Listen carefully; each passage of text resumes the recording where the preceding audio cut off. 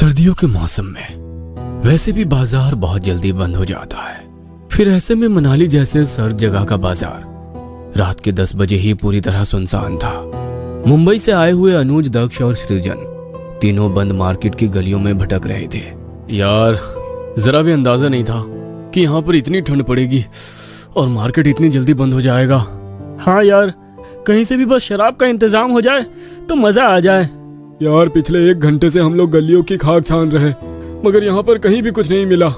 शराब ना सही, बस शबाब का बंदोबस्त हो जाए, बस शरीर को गर्मी चाहिए। कहते हुए वो जोर जोर से हंसने लगा। साले, तू नहीं सुधरेगा, हर वक्त तुझे एक ही चीज की तलाश रहती है। तभी अनुज को ऐसा लगा कि किसी ने उसे पुकारा। अनुज, कहाँ जा रहे हो? मैं तुम्हारा इंतजार कर रही हूँ। वो आवाज इतनी मनमोहक थी कि अनुज उस आवाज में खो गया। उसे होश ही नहीं रहा कि उसके दोस्त उसे छोड़कर आगे निकल गए हैं। कौन है यहाँ पर? किसने मुझे पुकारा? मैंने तुम्हें पुकारा।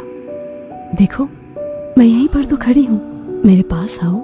अनुज ने अंधेरे में से आती हुई आवाज की ओर ध्यान से देखा तो वहां पर कोई लड़की खड़ी थी। हवा में लहराते उसके बाल और चमकदार आंखें उसके खूबसूरत होने का प्रमाण दे रही थी। हवा में उसका दुपट्टा उड़कर उसके चेहरे पर आ रहा था। अनुज बिना कुछ सोचे समझे उसकी ओर बढ़ने लगा। कौन हो तुम?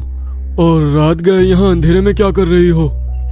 यहाँ अंधेरे में? यहाँ तो मैं तुम्हारा इंतजार कर रही थी। तुम्हें ठंड लग रही है ना, तो तुम्हें गर्मी देने के लिए मैं आई हूँ। आओगी? मेरी बाहों में आ जाओ। आओ अनुज। अनुज को कुछ समझ में नहीं आया और वो उस लड़की के और करीब चला गया।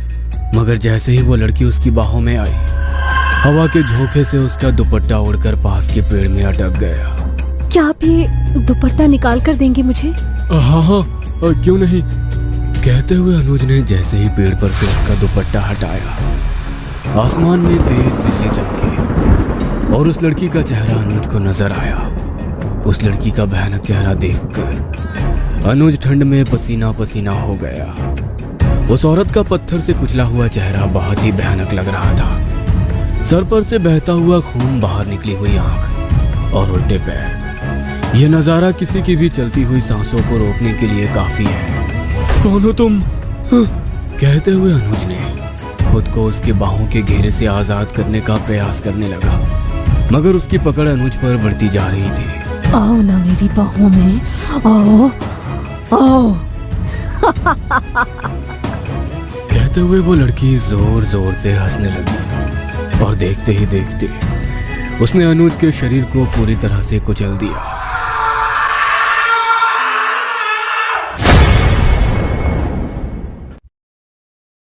अगली सुबह मनाली के बाजार में हड़कंप मचा हुआ था।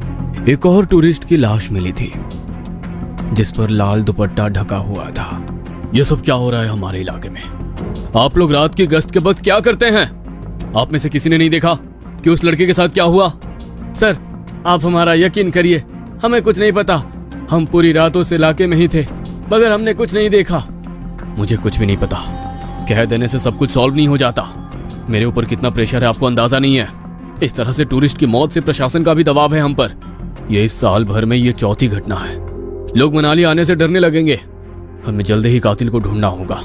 मगर सर, हमें किसी भी मौत में कोई क्लू नहीं मिलता सिवाय लाल दुपट्टे के। सर, मुझे तो लगता है किसी आत्मा वात्मा का चक्कर है। क्या आप बकवास कर रहे हो? जाओ, चारों केस की फाइल को लेकर यहाँ आओ, कुछ तो कॉमन होगा। इंस्पेक्टर के मांगने पर हवलदार वो केस फाइल लेकर आ गया। इंस्पेक्टर ने गौर से पूरी फाइल को देखा।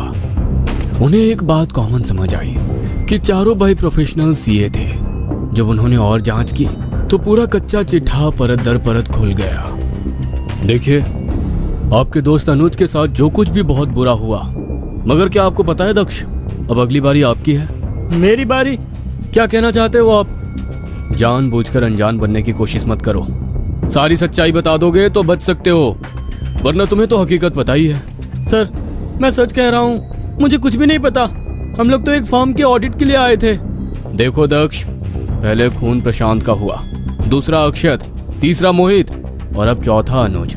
और अभी फाइल चेक करते हुए मुझे पता चला कि इन चारों के साथ तुमने भी दिल्ली यूनिवर्सिटी से सीए किया है।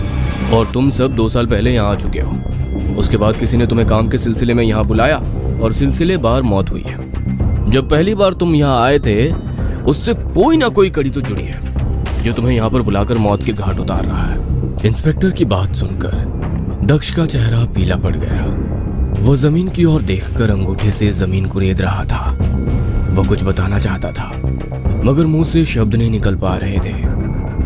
अंगूठे जमीन में खोदकर कोई राज बाहर नहीं आने वाला है, अपने मुंह से फटाफट बताओ।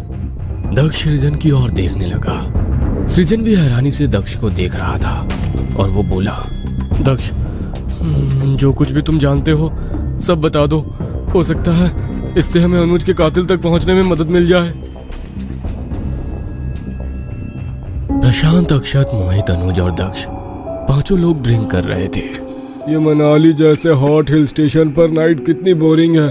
इससे ज्यादा मजा तो वहाँ दिल्ली में आता है। हाँ यार, एक तो ठंड से हालत खराब है, ऊपर से शरीर भी गर्मी मांग रहा है। साले, तू एक जगह ही क्यों अटका रहता है? वैसे भी तेरे शरीर को बहुत गर्मी मिल गई है। ड्रिंक का ओवरडोज हो रहा है। चलो, मिस्टर कटारे से कल मीटिंग भी है। हाँ यार, ये अनुज पहली बार सच कह रहा है। ज्यादा ड्रिंक होगी तो ऐसा ना हो कि जिस मीटिंग के लिए आए हैं उसे ही अटेंड ना कर पाए। बातें करते हुए पांचों उस पब से बाहर निकले। वे लोग कैब का वेट कर रहे थे। तभी एक लड़की कुछ पूछते हुए उनके पास आई। मैं अपने फ्रेंड से अलग हो गई हूँ। मुझे होटल रत्नागिरी तक पहुँचना है। यहाँ पर कोई ऑटो भी नजर नहीं आ रहा है और कैब की बुकिंग भी नहीं हो पा रही है। क्या आप मेरी हेल्प करेंगे? लड़की को देखकर उन पांचों की आंखों में चमक आ गई। हाँ, क्यों नहीं, हम भी होटल रत्नागिरी में ही रुके हैं, आप हमारे साथ ही चलिएगा। जैसे ही वे पांचों लड़की को लेकर एक रेस्ट हाउस पहुंच गए। रेस्ट हाउस श्री बन्ना उनके क्लाइंट का था। यहाँ पर उन पांचों के अलावा कोई भी और नहीं था। अरे, ये हम लोग कहाँ आ गए हैं? हमें तो होटल रत्नागिरी जाना था ना। अरे, हम 5 रत्न तुम्हारे सामने खड़े हैं और तुम्हें रत्नागिरी जाने की पड़ी है। वे सभी लोग उस लड़की का हाथ पकड़कर जबरदस्ती उसके कमरे में ले गए और उसके साथ जबरदस्ती करने लगे। एक साथ 5 लोगों की जबरदस्ती वो लड़की सहन ना कर पाई और मर गई। ओह, अब क्या करें? करना क्या है? चलो यहाँ से। अरे, ऐसे ही चले जाएंगे तो पकड़े जाएंगे। इस लाश को ठिकाने लगाना पड़ेगा। पांचों उस लड़की की लाश को उठाकर रेस्टोरेंट के पीछे गार्डन में लेकर गए। उन्होंने गड्ढा खोदकर उसकी लाश को गाड़ दिया। वे लोग वापस जब आए तो कमरे में उस लड़की का लाल दुपट्टा रह गया था। वे लोग उस दुपट्टे को जलाकर अपना काम खत्म करके वापस अपने शहर लौट आए थे। जब अनुज की लाश पर उस लाल दुपट्टे को देखा तो मैं भी हैरान था। एक तो लड़की के साथ जबरदस्ती करने का गुनाह, उसके बाद उसकी लाश छुपाने का गुनाह। आपको तो सजा मिलकर रहेगी। हवलदार, उनकी बताई हुई जगह पर उस लड़की की लाश को ढूंढो। इंस्पेक्टर के कहने पर जब हवलदार उस लड़की की लाश को ढूंढने के लिए जाने वाला था कि अचानक पूरे पुलिस स्टेशन का माहौल बदल गया। लाइट बंद चालू हो रही थी, ठंडी हवा चलने लगी और उस हवा के साथ आया लाल दुपट्टा जो दक्ष के गले में फांसी के फंदे की तरह लिपट गया। आज उस लड़की का बदला पूरा हुआ। अपनी आंखों के सामने इंस्पेक्टर ने एक आत्मा का इंतकाम देखा था। इंस्पेक्टर ने वो पांचों केस फाइल हाथ से लिखकर उसे बंद कर दिया।